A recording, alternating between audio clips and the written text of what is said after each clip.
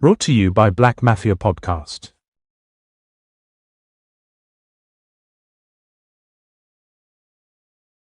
Brought to you by Black Mafia Podcast.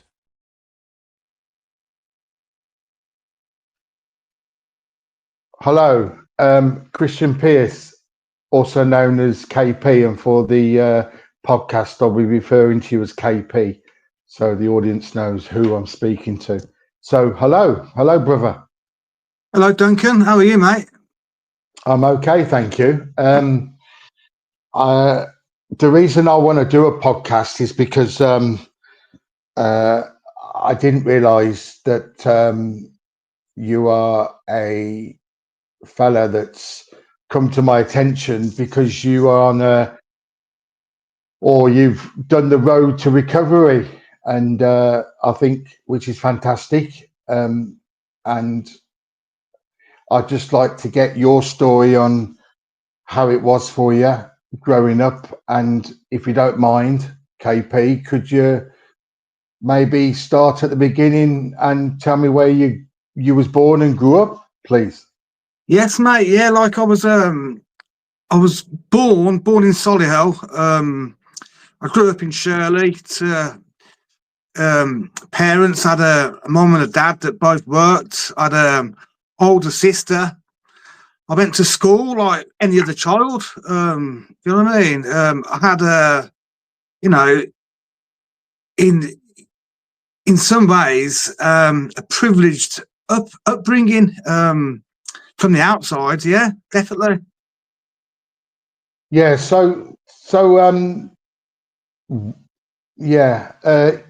When you say privilege, was it privilege because the parents were good and money wasn't tight, or?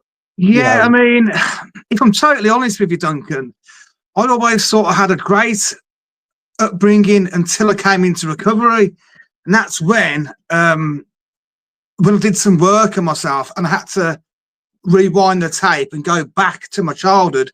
It probably wasn't as good as what I thought it was, and looking in from the outside, people probably thought we were a lovely family, but if I'm honest, there was things that shouldn't have happened, and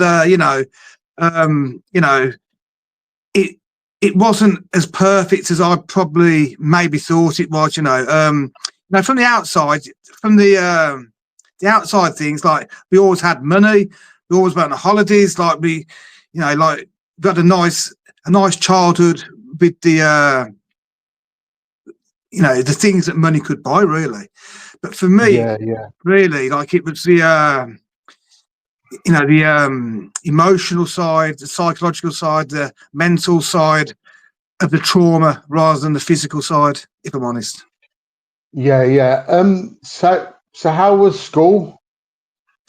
Like from when I say that in a broad scope of, was it tough? Was it bullying? Did you have to stand on your own 2 feet a lot more than, say, most kids, or? Yeah, like school for me, I didn't really like school. And if I'm honest, like you mentioned bullying then, I have been the bully, if I'm honest, but I've also been bullied. So I've been on both sides. Yeah, I think, maybe like the way my dad was towards me, maybe I took it out on others at school. Like I was quite scared of my dad. So school for me I wasn't really interested in it. I wasn't really very well educated in a way. Like I wasn't interested. I was a bully, and I got bullied. Do you know what I mean? Yeah. Throughout my life and the people I've spoke to, whether it's on a podcast or just in general, I find it fascinating how much we get molded by our parents, and we don't realize till years later that we pick up so many of their traits, and we think it's the right thing or the right thing to do, and it's 100%. Only looking back now. It's just fascinating. And like you say about you was bullied, and then you was the bully as well. And I think a lot of people, especially of maybe everyone over 30 can probably relate to that quite a lot, you know. Yeah. And I'm not saying that no one of a younger generation gets bullied, because I think with social media today, I think the bullying is more online, and the old cliche, the tongue is mightier than the sword. Some words do hurt people more than we realise, you know. Yeah. But yeah, like, I fully understand the bullying and then being a bully, or whichever way it was. I mean, you know, it's just, it's almost par for the course, isn't it? And Yeah. yeah. So did you leave school with any exams or any qualifications? I actually, when I left school, like it was already planned. My dad sent me away to London to a sports college, and if I'm honest, like it was really against my will. I didn't really want to go. Do you know what I mean? Like I just wanted to stay in Solihull, but I was sent away to a sports college, like I said, and I did it for about 18 months, 2 years. And what I did was I managed to pass my test a few weeks after my 17th birthday in London. And as soon as I passed my tests, I packed all my stuff and I came home. Yeah. Wow. So a sports college. So what did you study within the sports, or was it general? Yeah, like I went there to do some A levels, and it was based on football and tennis. You see, so I was Right. down Yeah. there training, and I was actually doing A levels as well. Wow. That's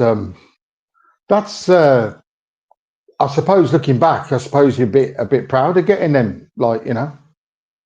Well, in a way, I mean, I did waste it, but like it's like I said, like I felt like I had pushy parents. Do you know what I mean? Like they were always Yeah. pushing me. Yeah. You know, like the way I was brought up was to win at all costs, and second place was for losers. And I think, unfortunately, I took that attitude into adulthood in lots of ways, and you know, Yeah. Yeah. Yeah. it obviously led to other things later down the line. Yeah. So okay, so you've come back to Birmingham and to Solihull, and life's a bit better because you're back home. So what did KP go on to do? Well, I came home. It was like World War Three. You know, my mum had just filed for divorce with my dad, so I got blamed for that. And I think Oh. that was a turning point for me. I think it was only a few months later I got done for drink driving. You know, so I think what it was with me was I sort of rebelled against everything. You know, and that's when I started to use alcohol and drugs. Yeah. Yeah. I suppose it's a big change, you know, especially when, however much they pushed you and however much you wanted to rebel, to actually come back and to see things start falling apart around you.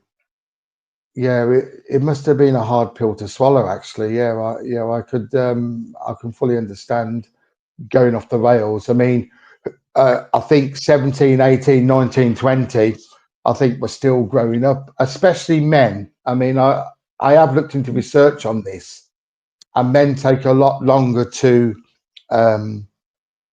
adapt and get their thinking abilities a bit on a par with maybe a female, you know, and it Yeah, takes a little bit longer.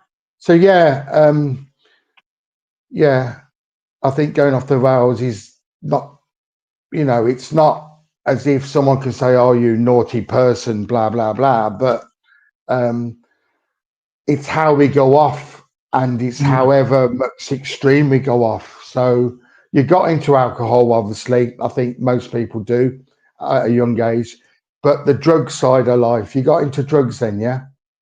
That's correct. Yeah, I mean, like it started off like many people, like it was just alcohol and cannabis at the time, and I always remember like thinking I didn't really like the taste of alcohol, and I didn't really like the buzz from the cannabis, but I did it, if I'm honest, because it changed the way I felt. Do you know what I mean?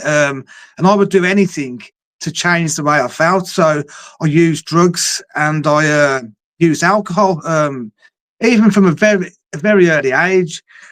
I can remember I always used to be the first one out and the last one home, and you know, I always did things to excess as well, whether it be drinking, smoking, playing fruit machines. I think it was just that addict mentality that I had. The addictive personality, maybe.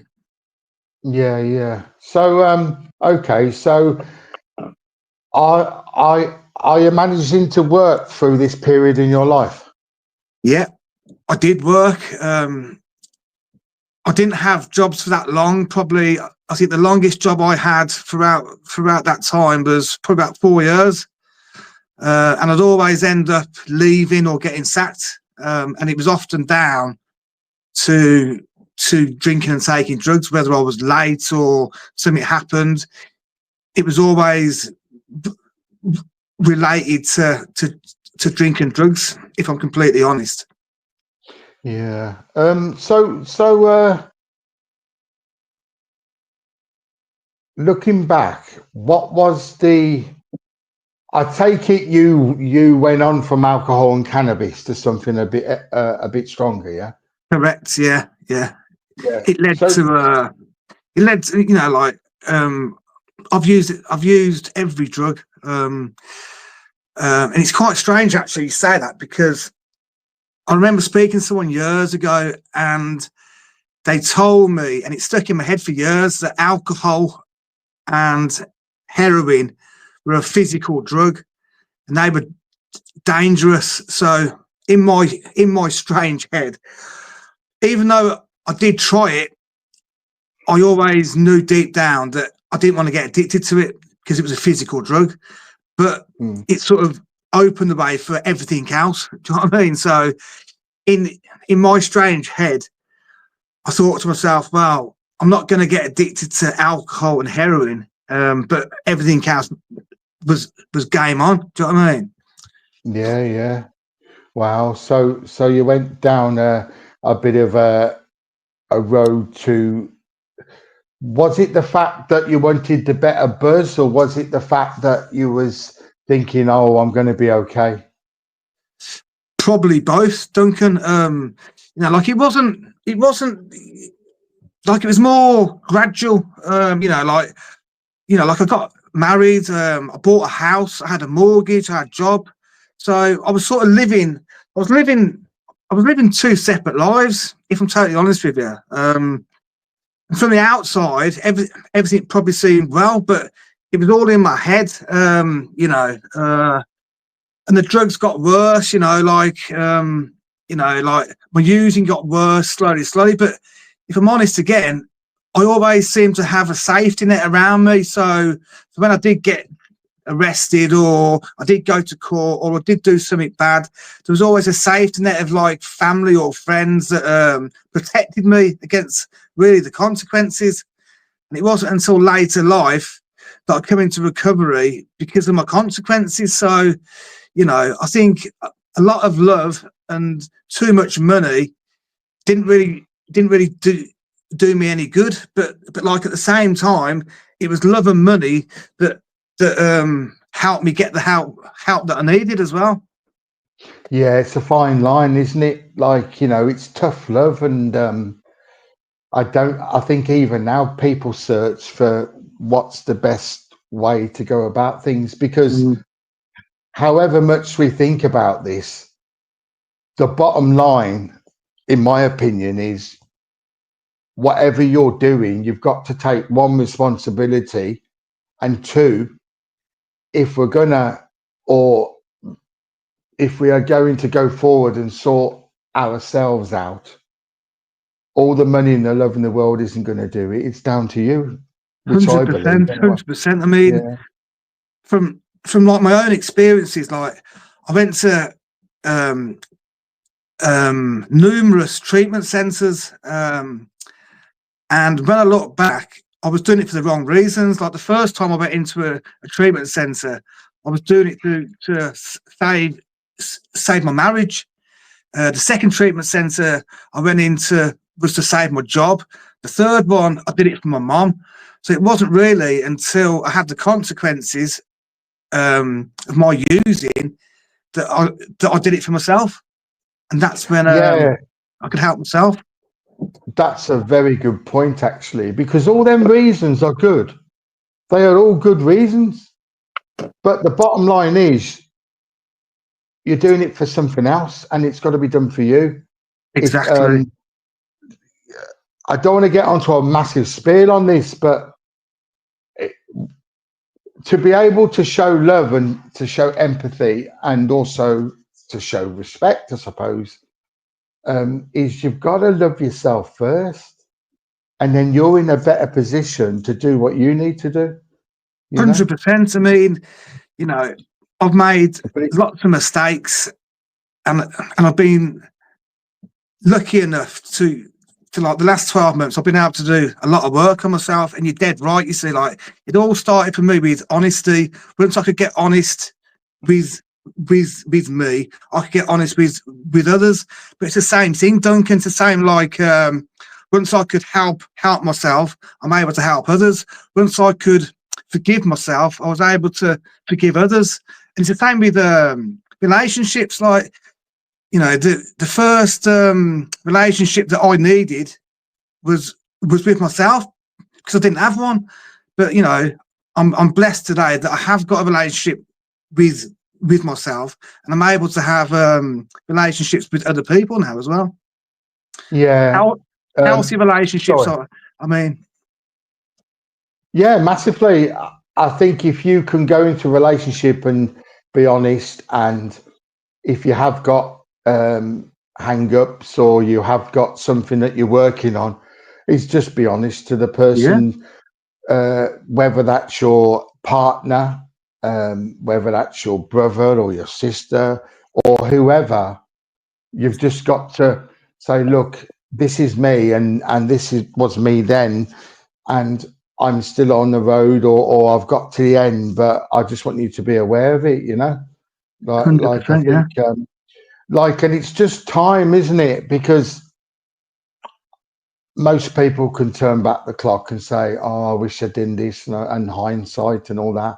But it's like that old song, you've got to go there to come back. And there's a lot in that song from the Stereophonics. You've really got to go there to come back. And, exactly, Duncan. Like, you know, like I think a lot of my story is the experience of actually making mistakes, and I've made plenty of mistakes. And I think my problem when I was using drugs was I kept making the same mistakes. And there's that I think it was Einstein. He said, you know, the definition of insanity is you keep doing the same thing and expecting different results, and that's exactly what I kept doing. But you're so right in the sense of like you have to make these. Some of us, anyway, especially me, I had to do it the hard way, and I had to learn from my mistakes. So, like when I come into recovery, for instance, one of the main things which I learned was the ability to acknowledge things, especially when I make a mistake, or if I keep doing the same thing, I'm able to acknowledge it now. And you know, like if things aren't going well, I'm able to change something or do something different. And they're like the two things that I do now, you know, like change and doing something different. Because I remember going into treatment and they said to me, you've got to be honest. The first thing you've got to be is honest, and the second thing you've got to do is change. And when they said change, I was full of fear. And when I look back, I think the word change, I was scared of it because I didn't know how to do it. And they actually said to me, it's okay, I've only got to change one thing. And I thought, great. Then they said, you got to change everything. And I thought, oh, fucking hell. You know what I mean? Yeah. It scared the shit out of me. Yeah, of course. I mean, it would scare anyone. I mean, you've only got to do one thing and that's everything. Wow. Can I, would you enlarge on some of the mistakes you made? Is that okay? Not just for me, but the viewer watching. I mean, I mean, when I say mistakes, I kept repeating the same ones. Okay, drink driving. I got done for drink driving when I was 17, like I said. I got done for drink driving when I was 19. I got done for drink driving when I was 25. So I kept repeating the same mistakes. And even, and sometimes it's only like the little mistakes, they can be just as bad. But, even when I first came into recovery, I went to various treatment centres. And what I did was I'd go into a treatment centre and I'd get clean for weeks. And on the first day out of there, I'd actually use drugs or alcohol. And I did that 3 times. And I think, I've done some work on myself, and I've traced that back to my upbringing of the way that I was taught to win at all costs, and second place was like the losers. So when you go into recovery, you come out and really, like, you have to surrender. That's the word they use. Surrender to it. Hold your hands up and say, I need help. I can't do it on my own. But the way I was brought up and my mentality, I wanted to win. So I know for a fact that in my head, I wanted to beat the drug. So I'd come out and I'd use a drug, and then I'd try and get clean. And I kept doing the same thing. Do you know what I mean? And obviously, like, I'm an addict. Like, I can't have one of anything. And so I had to learn the hard way. And it's about being powerless. Like, I had to accept that I can't just have one pint. I can't just have one biscuit. I can't just have one crack pipe. I can't just have one spliff. And that is the disease of addiction. Do you know what I mean? Yeah. Can I touch on the crack? Because you mentioned the crack pipe.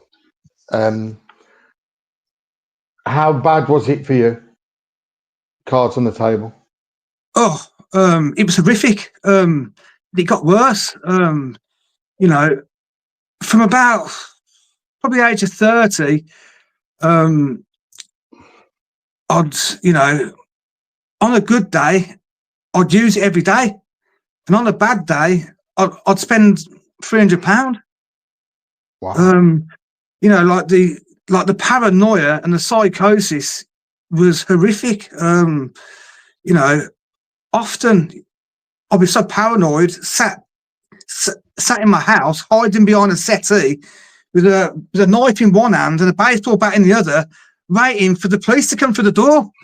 And I did it so many times, and it was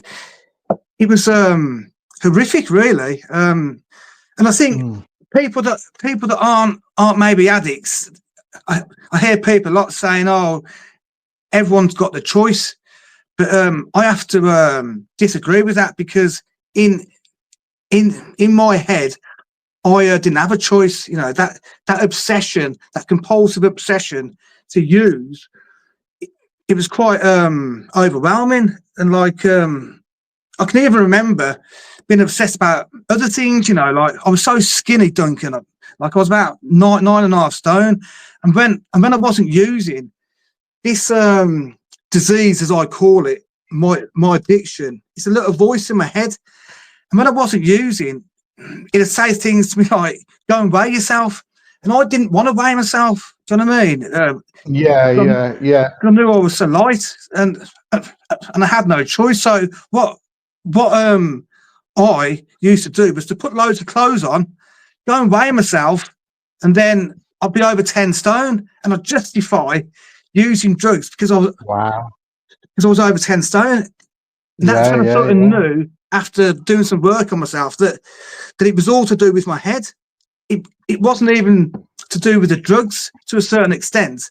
It was to do with the way I thought, my thinking. Yeah, my thinking. Of course. I mean, to lie to yourself, you've got to be in a strange vacuum in your life to just to kid and lie to yourself. And just for the viewer, I will put up a picture of KP, which he's kindly let me have. And he, if you don't mind me saying, at the time, you do look very skinny, and you actually look as if you're coming up to 65, 70 in the picture. But I will put that on the podcast. Sorry, I stopped you in full flow. So I do apologise. No, it's fine. I just felt like a hostage in my own head. And it is it's a shame. I didn't know a lot about addiction. I personally didn't even think that I was an addict because I didn't inject heroin. I thought that only addicts injected heroin. But since doing some work on myself, I've started to realise that addiction isn't about the drugs. You could get addicted to anything. You get addicted to eating. You get addicted to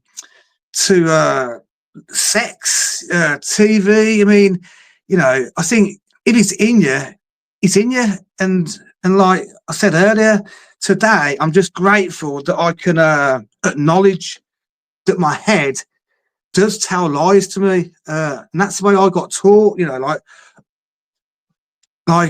real good piece of advice I was given when I came out of the treatment centre, like the last treatment centre, and I went straight into a dry house. The advice they gave me was, whatever my head tells me, do the opposite.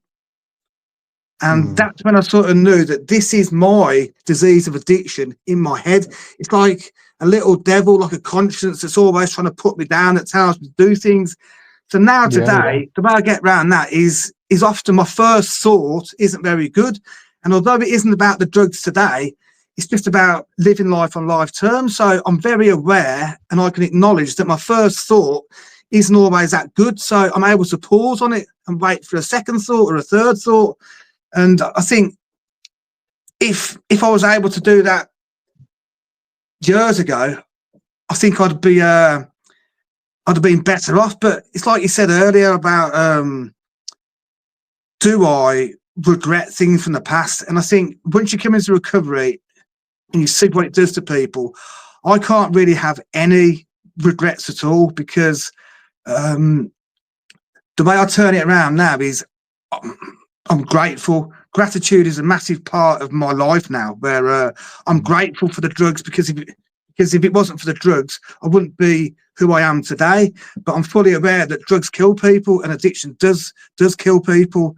And I'm actually one of the lucky ones, because most people don't get to 40 or 50, and a lot of people that we've lost. So yes, that's why I come on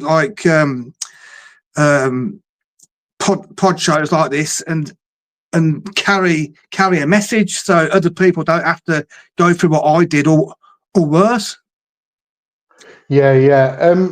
So what was, obviously people with addictions, they use different coping mechanisms, and I could actually sit here and tell you probably 20 different reasons why people have got clean of drugs and alcohol. But what did it for you? I mean, the first thing, like we touched on earlier, I was trying to get clean for all the wrong reasons. And if I'm honest, It wasn't until I had my consequences. I lost my house, my marriage, my job, my car. And it wasn't until I had these sort of consequences did I really start to do it. But like, you know, I have to admit as well that relapse was a part of my journey as well. So I think a lot of people you'll hear talk about rock bottoms. I had hundreds, probably thousands of rock bottoms. I did. You know, I got taken hostage in my own car by drug dealers. You know, I smoked crack outside a treatment centre. There was just so many rock bottoms. So for me, again, like it turned out to be a bit of a blessing in disguise. You know, sort of being able to turn a negative into a positive. And if I'm honest, like it's when my dad passed away. My dad passed away on the 14th of November, 2023.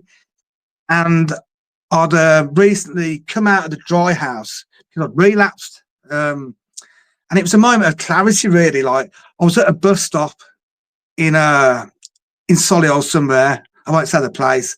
I was smoking crack at a bus stop. And I just had this moment of clarity. And it was almost like an out-of-body experience where I come out of myself, and then I looked at myself and I thought, what the fuck am I doing? And it was that moment of clarity that I sort of grabbed onto with both hands. And I was able to think, what the fuck am I doing? But also, like, my dad's funeral was 3 weeks later.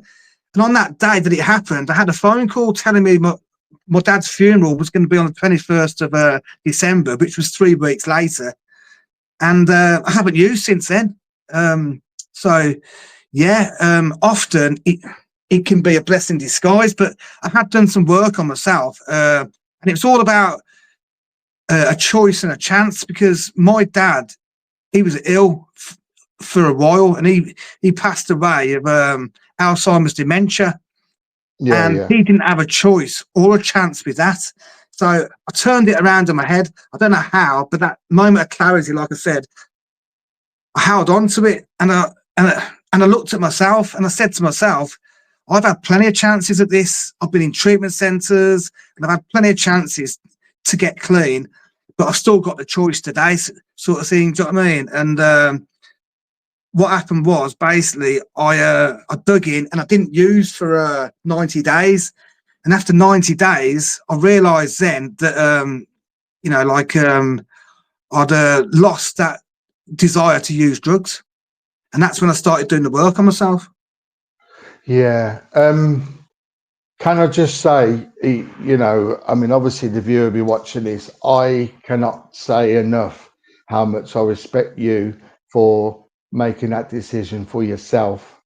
I'm sorry about your father.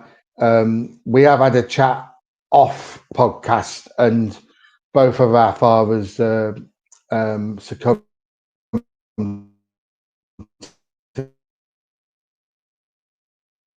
thing.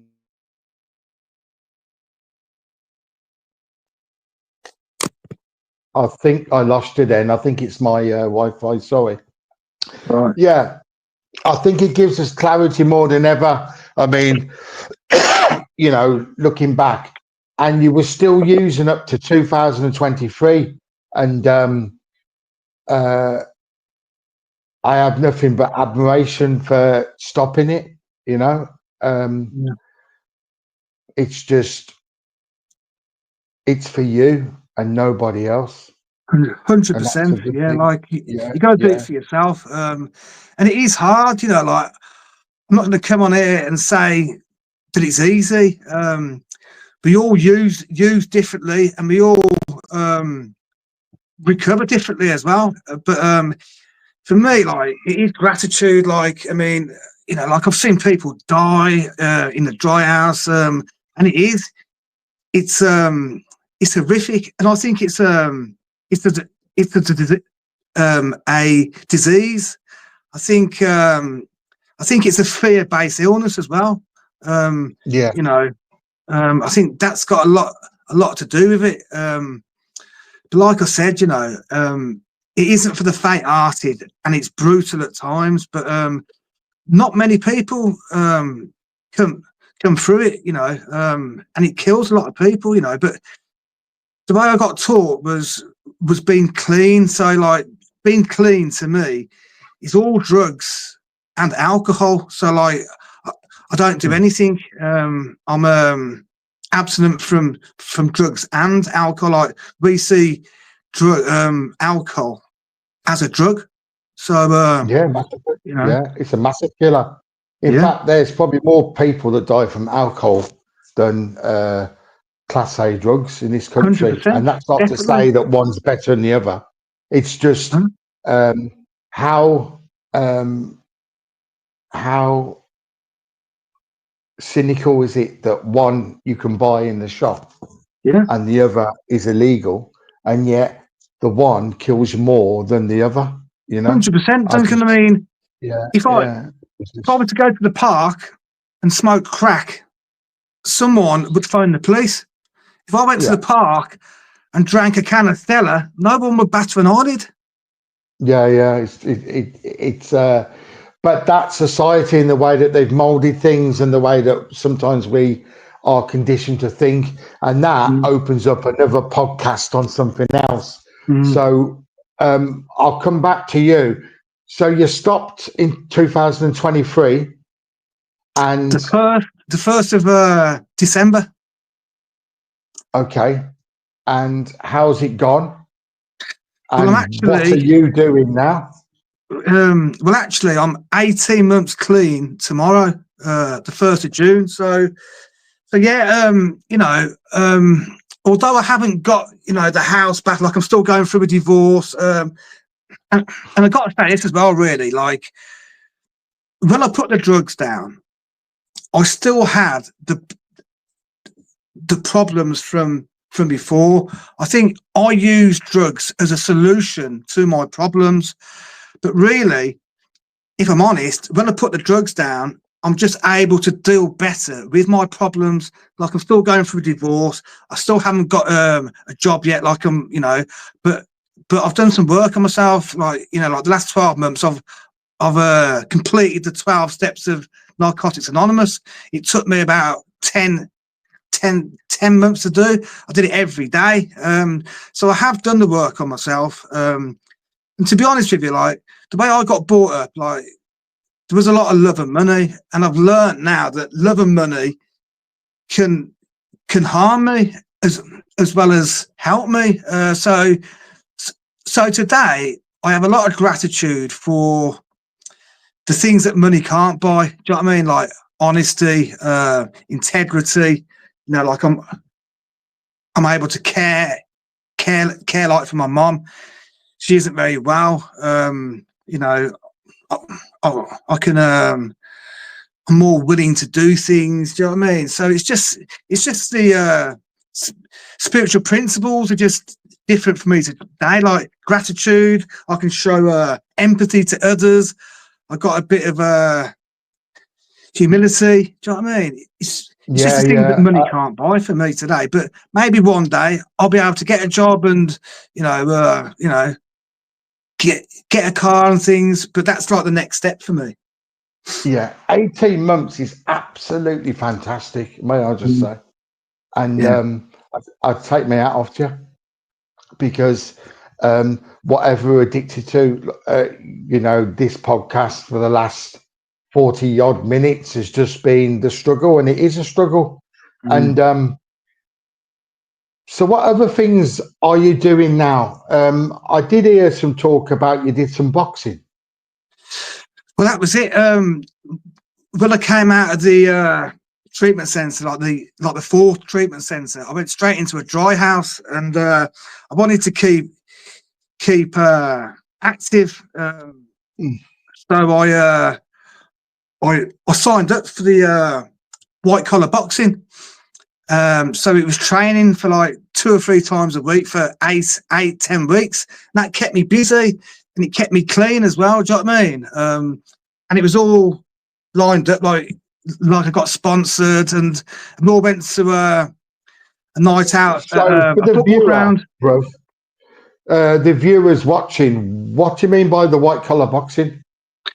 Oh, it's like like you you train for 10 weeks, and it's just for like members of the public to train, get healthy, get fit, and then have a fight, a boxing fight at the end of it, and they match you up with someone that's a similar height, a similar weight.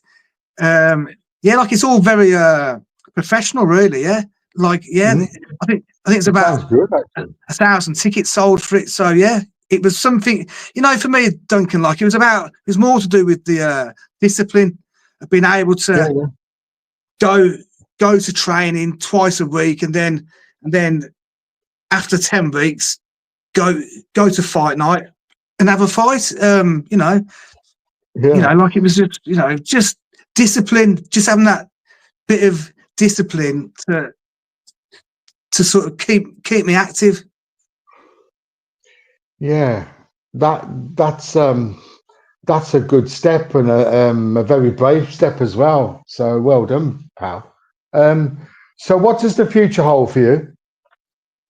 Well, that's the thing, Duncan. The future. I mean, I've always been told to not dwell on the past too much. Live in the moment and look forward to the future. So, like, I think one thing I've learned is that don't put too much pressure on myself. I do believe that everything happens for a reason. So, like, maybe like if I do these podcasts with people, maybe a job will come up. You see, like, because what I'd like to do is just be able to do a job that I enjoy. Do you know what I mean? Yeah. I think that's what most people want. So just like I'm just very grateful that I don't have to use drugs. Like I hear people talk about peace of mind. Like peace of mind for me today is the fact that when I go to bed at night, I'm not thinking about drugs, and when I wake up in the morning, I don't need to get drugs, and it just gives me a bit of peace of mind, and also the fact that I can care for my mum as well, because she was the only person that stuck by me, and she helped me when I couldn't help myself. And now she's a bit ill, she's got Parkinson's. I'm able to be there for her, so it's just a nice. And when like I did the step work in NA, like you get these 12 steps to do. Like I won't talk about it too much, but step 9 is all about amendment, making amends to people. So my personal amendment is to my mom, and I do it every day because I've moved back in with her, and I help her. Do you know what I mean? Like I walk the dog, I do the dinner, I do the tidying up. So yeah, like it helps me, and that's one thing that I've learned as well, Duncan. Like been through a lot, but when I help others, it helps me. Do you know what I mean? And they say Absolutely. like addicts help addicts, and that therapeutic value of one addict helping another is unparalleled, and it's so true. Because I never used to help anyone, and it's because I couldn't even help myself. And it's like we said earlier, when you can help yourself a bit more, you start to help others, and when you help someone, it sort of helps you. Even like just like making my mum a cup of coffee, or walking the dog and seeing the old lady down the road and just say morning to her. Do you know what I mean? Just little things like that. It all helps you. It does. Like and like being drawn to you. I mean, just for the viewer, I was an alcoholic. I had issues from the military, and my childhood, and I was an alcoholic, and I haven't had a drink for it's nearly 5 years now. Well done. And I was drawn to you because you want to do positive things, and I know you do, because I watched a live on Facebook of you, and you're prepared to wash your washing in public, and it takes a lot, and it really does. And not all of us want to do that, and that's not a criticism, by the way. No. It's just but you've got a lot to offer other people, and hence why so many people follow you. And it's been an absolute pleasure doing this podcast with you, because Thank you, you have Duncan. got a lot to offer. And with looking after your mother, I understand that as well, because my mum's got Parkinson's. It's a small world, and I do a lot, but it is frustrating time. Yeah. And I know that I will never drink again, but I do. Like, this is one of my things. I look at people, and when they're having a drink, I get jealous. But I know that if they passed me the drink, I wouldn't. It's like I'm jealous, and then there's a wall, and I know it will never come down. I mean, it's not what I want to do. I don't even like the taste. You said you don't like the taste. I can't stand it. It's a strange one, and yet back in the day, I think everything. Like, and I know you're a big Birmingham City fan. Yeah. Does that help you cope with other things, sport? Yeah, I mean, I've said this before. Like, I was obsessed with Birmingham City as a child, like the whole lot of it, like in the 80s, and that was my first obsession. And it can be unhealthy. But I think today, I mean, I do post a lot on my Facebook page about Birmingham City, and some people might think it is an obsession, but for me, it's a passion that I lost in active addiction. And to be honest, I get a lot of gratitude from it, because I put posts on about older players that have passed away, and I'll be honest with you, I get private messages off like the widows and the family and the daughters and sons of these footballers that have passed away, and they private message me telling me, "Oh, thank you for like putting a post up about him." And I couldn't do that on my own either, because it's like the followers that comment on it as well, and there's big threads going on, and it's just it gives me a lot of pleasure and a lot of gratitude. To be fair, yeah. So anyway, look, we've nearly done 50 minutes. It's just flown by. It has. It's been an absolute pleasure. There's one last question, basically. Is there anything that you can offer to someone that's watching this, which may help them in whatever they're struggling with? Because it might not be an addiction, it might be a mental health issue. Is there anything that you can throw at people to say, look, maybe this might work?